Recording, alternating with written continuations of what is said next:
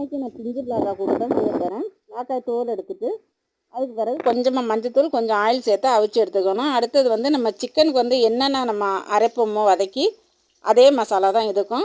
அந்த மசாலா அரைச்சி எடுத்துகிட்டு அவிச்சு வச்சுருக்கேன் அந்த பலாக்காயோட அந்த மசாலையும் சேர்த்துட்டு தேவையான அளவு உப்பு சேர்த்து மிக்ஸ் பண்ணி அரை மணி நேரம் இல்லை 1 மணி நேரம் கூட ஊற விடலாம்.